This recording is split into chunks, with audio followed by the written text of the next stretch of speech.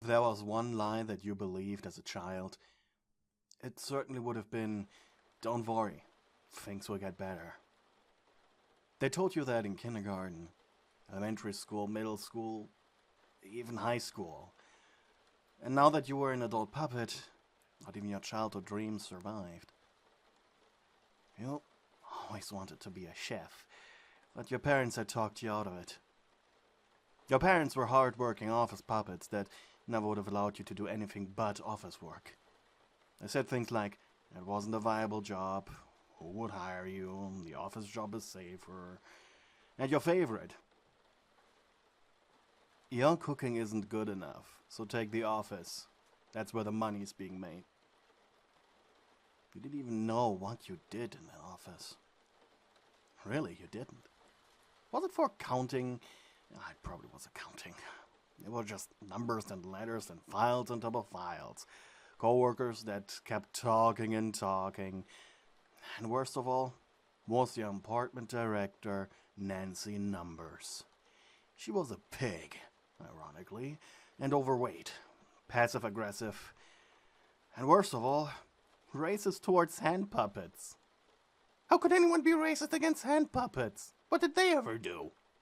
Yet, despite that, the woman had this something, this aura of authority and intimidation. Sure, you could hate Nancy's guts. She would know that you hated her guts, and if it wasn't for insensitive remarks, well, Nancy treated everyone equally despite that. The woman was in her late 40s, early 50s, and unfireable. She knew that, and the owner of the company knew that. The complaining about her was out of the question as long as she didn't go further than, as she put it, locker room talk. Today had been her birthday, and she had invited the entire department to a bar she frequented, the oval atmosphere being more light-hearted, and the director almost immediately drunk herself into an almost blackout state. There, among your shouting co-workers, she had put you aside, and for a tension-filled moment it was just you and her. You really had thought she was going to start getting violent, but she didn't, thankfully. And she admitted something to you. That you had the potential to become a true girl boss like her someday. Your diligent work, if it wasn't so sloppy, would be pure gold for the company one day. Followed by her citing her past and aspirations in life. And she told you that she had faith in your abilities. God, this hurt your feelings. But you didn't know why.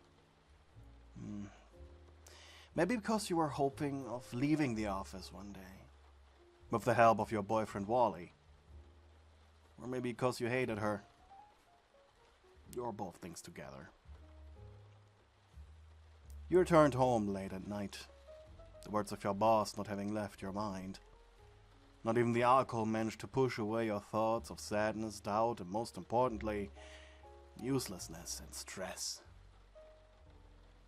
And not even the prospect of coming home to your boyfriend seemed to be lifting your mood. Your name was Connie Currency. You were a rather boring-looking humanoid puppet. And you were really proud of those.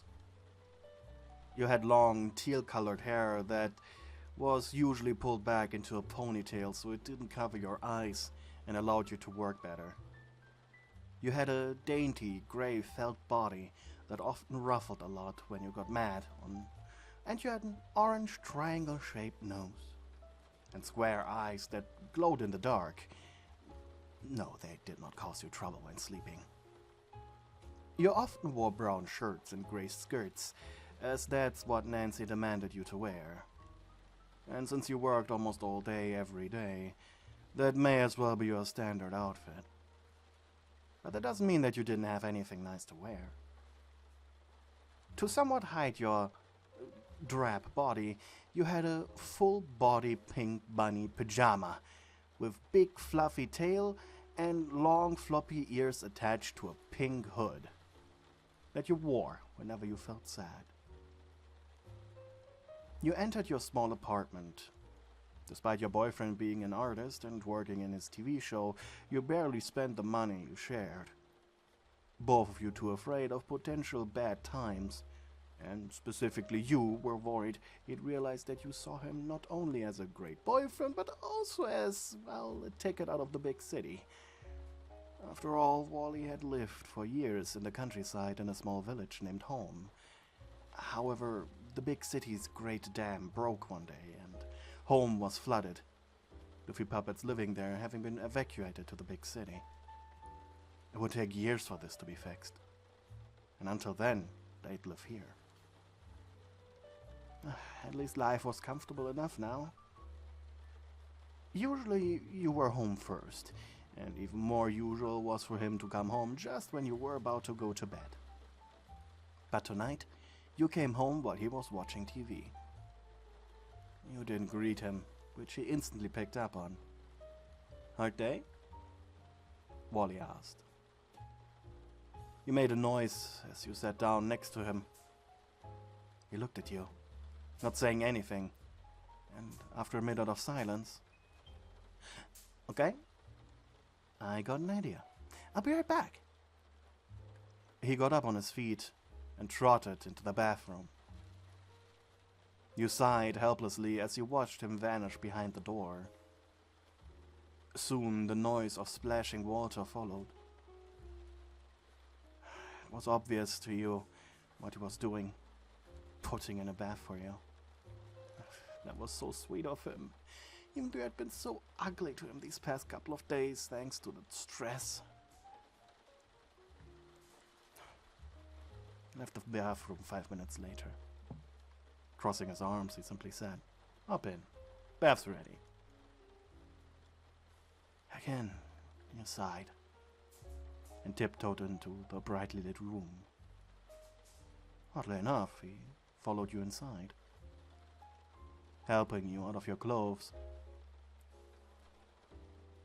Not in a sensual or romantic way, but more in a fatherly way. Maybe you not speaking to him had affected him after all. You sniffed and he helped you step into the hot, foamy bath water. It smelled like your favorite liquor, Woodruff.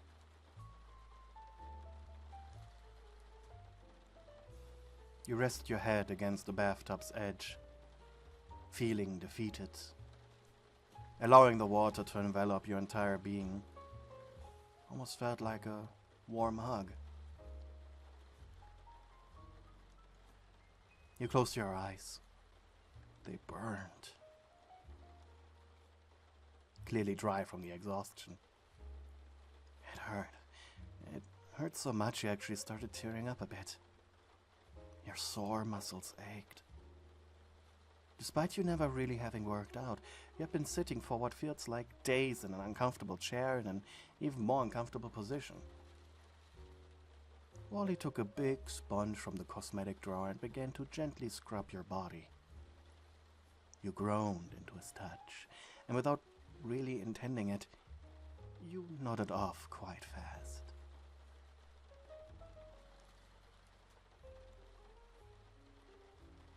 Sometime later, the door to your bathroom opened. Slowly you opened your eyes to see your boyfriend standing there, disappointingly still fully clothed. You were feeling a little, special in this moment. He had his arms crossed and leaned against the doorframe, patiently waiting for you to leave the tub.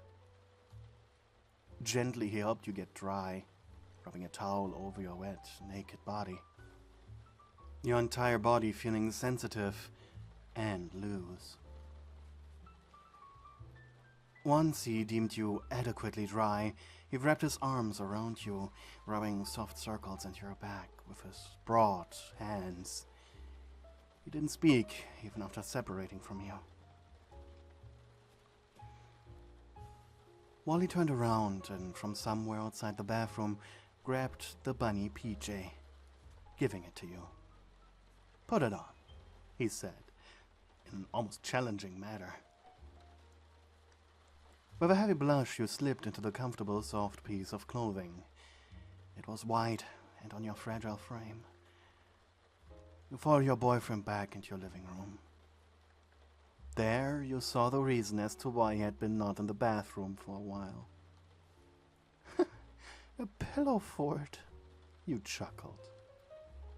Wally had used the square seat pillows of your sofa, 2 wooden chairs, and a thin blanket to build the walls, roof, and improvised a boat. 2 of his sleeping bags made the strangely comfortable-looking floor. A Christmas light was hung around it, set on the lowest light setting. He nodded towards the entrance. With a heavily pounding heart, you approached and crawled under it. Soft plush was covering everything around you. You were surrounded by soft fabric, and you looked up at the white blanket roof, the Christmas lights now looking like stars. A few seconds later, he clumsily crawled up next to you. There was just enough room for the 2 of you.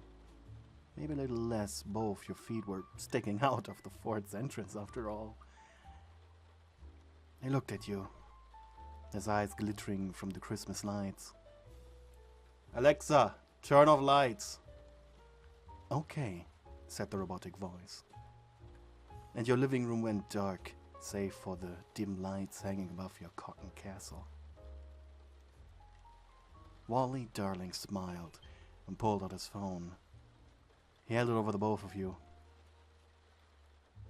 The screen showed a gif of a shooting star. "Wish for something," he said almost smugly.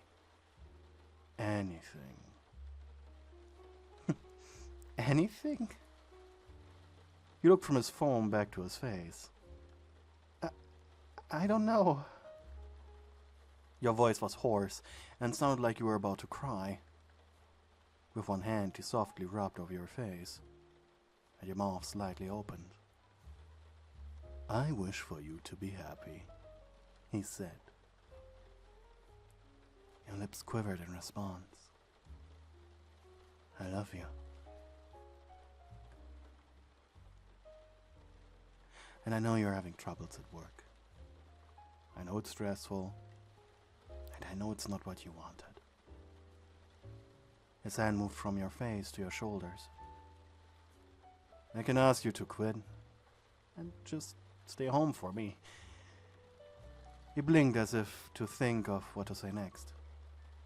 "But if you ever think of leaving everything behind, I'll be there to help you." He blinked slowly as you tried to burn this moment into your memory. "I'm here for you, and I always will be." "I think I've decided on a wish," you muttered, weakly smiling at him. "Oh yeah?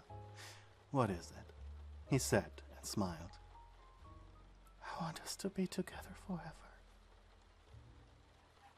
He gently snaked his other arm around you and pulled you closer to him, gently rubbing his cheek against yours. His breath his felt softly scraping against yours. "Well, sometimes wishes do come true," he whispered into your ears. Thank you to the people who are supporting me on Ko-fi. You guys are keeping me alive.